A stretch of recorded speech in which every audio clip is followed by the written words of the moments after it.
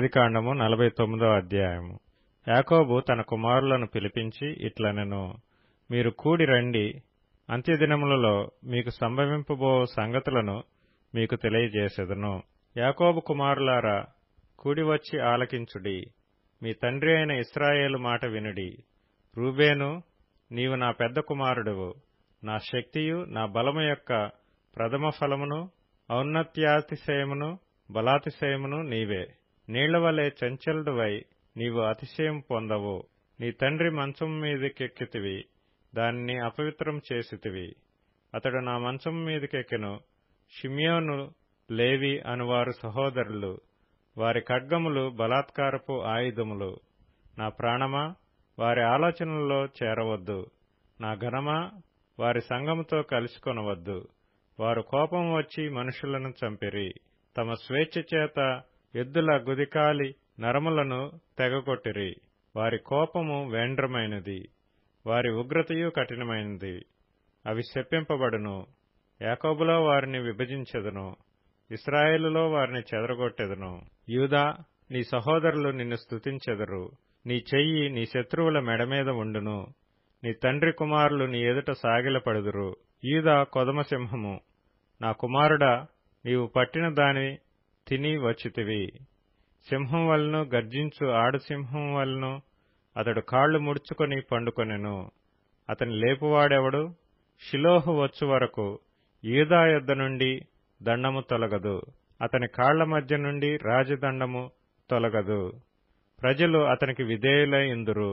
ద్రాక్షావళికి తన గాడిదను, ఉత్తమ ద్రాక్షావళికి తన గాడిద పిల్లను కట్టి, ద్రాక్షారసములో తన బట్టలను, ద్రాక్షల రక్తములో తన వస్త్రమును ఉదుకును. అతని కన్నులు ద్రాక్షారసము చేత ఎర్రగాను, అతని పళ్ళు పాలచేత తెల్లగాను ఉండును. జెబూలూను సముద్రపు రేవున నివసించును. అతడు ఓడలకు రేవుగా ఉండును. అతని పొలిమేర సీదోను వరకు నుండును. ఇస్సాకారు రెండు దొడ్ల మధ్యను పండుకొనియున్న బలమైన గార్ధబము. అతడు విశ్రాంతి మంచిదొకటయు, ఆ భూమి రమ్యమైనదొకటయు చూచిన గనుక అతడు మోయిటకు భుజము వంచుకొని వెట్టిచేయు దాసుడగును. దాను ఇశ్రాయేలు గోత్రికుల వలె తన ప్రజలకు న్యాయము తీర్చును. దాను త్రోవలో సర్పముగాను, దారిలో కట్లపాముగాను ఉండును. అది గుర్రపు మడిమలు కరుచును, అందువలన ఎక్కువాడు వెనకకు పడును. యెహోవా, నీ రక్షణ కొరకు కనిపెట్టియున్నాను. బంటుల గుంపు గాదును కొట్టును, అతడు మడిమను కొట్టును. ఆషేరునొద్ద శ్రేష్టమైన ఆహారము కలదు, రాజులకు తగిన మధుర పదార్థములను అతడిచ్చును. నఫ్తాలి విడువబడిన లేడి, అతడు ఇంపైన మాటలు పలుకును. యోసేపు ఫలించడి కొమ్మ, ఊట యొద్ద ఫలించడి కొమ్మ, దాని రెమ్మలు గోడ మీదకి ఎక్కి వ్యాపించును. విలుకాండ్రు అతని వేధించిరి, వారు బాణములను వేసి అతన్ని హింసించిరి. యాకోబు కొరచు పరాక్రమశాలి అయిన వాని హస్త బలము వలన అతని విల్లు బలమైనదగును. ఇశ్రాయేలునకు బండయు మేపిడివాడును ఆయనే.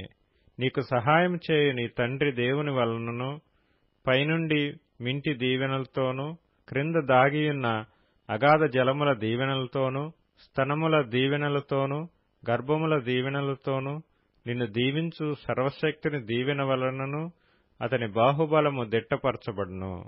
నీ తండ్రి దీవెనలు నా పూర్వీకుల దీవెనల పైని చిరకాల పర్వతముల కంటే హెచ్చుగా ప్రబలమగును. అవి యోసేపు తల మీదను, అతని సహోదరుల నుండి వేరుపరచబడిన వాని నడినెత్తి మీదను ఉండును. బెన్యామీను చీల్చునట్టి తోడేలు, అతడు ఉదయమందు ఎర్రను తిని అస్తమయమందు దోపుడు సొమ్ము పంచుకొనును. ఇవి అన్నియు ఇశ్రాయేలు 12 గోత్రములు. వారి తండ్రి వారిని దీవించుచు వారితో చెప్పినది ఇదే. ఎవరి దీవెన చొప్పున వారిని దీవించెను. తరువాత అతడు వారికి ఆజ్ఞాపించుతూ ఇట్లనెను, నేను నా స్వజనుల యొద్దకు చేర్చబడుచున్నాను. హిత్తీయుడైన ఎఫ్రోను భూమి యందున్న గుహలో నా తండ్రుల యొద్ద నన్ను పాతిపెట్టుడి. ఆ గుహ కనాను దేశమందలి మమ్రే ఎదుటనున్న మక్పేలా పొలములో ఉన్నది.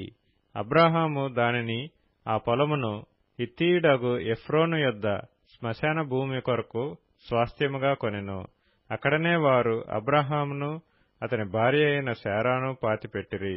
అక్కడనే ఇస్సాకును అతని భార్య అయిన రిబ్కాను పాతిపెట్టిరి. అక్కడనే నేను లేయాను పాతిపెట్టితిని.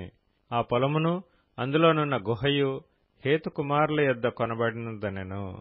యాకోబు తన కుమారులకు ఆజ్ఞాపించుట చాలించి మంచము మీద తన కాళ్లు ముడుచుకొని ప్రాణము విడిచి తన స్వజనుల యొద్దకు చేర్చబడెను.